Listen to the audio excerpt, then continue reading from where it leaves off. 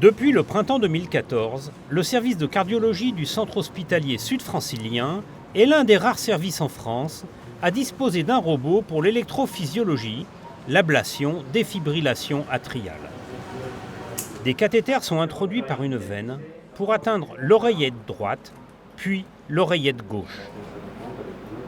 Les écrans affichent une image du cœur qui est la fusion d'une image réalisée précédemment au scanner et des images de radiographie recueillies sur place.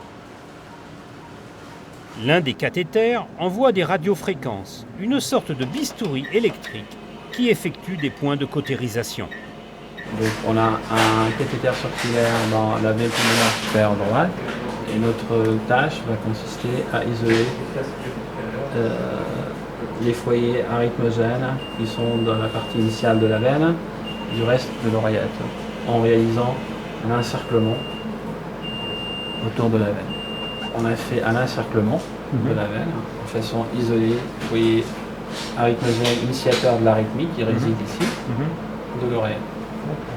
La robotique assurée dans notre laboratoire par le système Sensai X de la société Hansen Médicale permet de s'affranchir des limites des méthodes conventionnelles.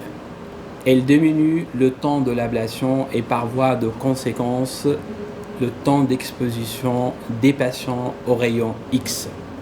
L'opérateur manipule les cathéters à distance, il est ainsi totalement protégé. La stabilité des cathéters est assurée par le contrôle électromécanique.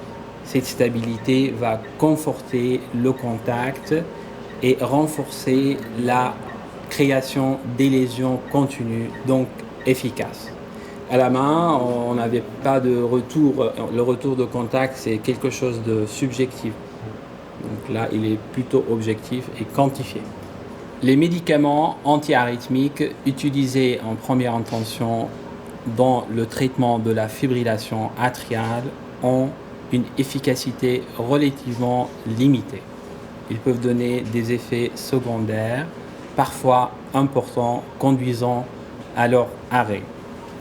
L'ablation par radiofréquence est une alternative au traitement médical. Cette technique n'a cessé de progresser grâce aux avancées technologiques en termes de sophistication des cathéters, de la navigation 3D, de mesures de contact et dernièrement la robotisation dans une logique de sécurité et d'efficacité.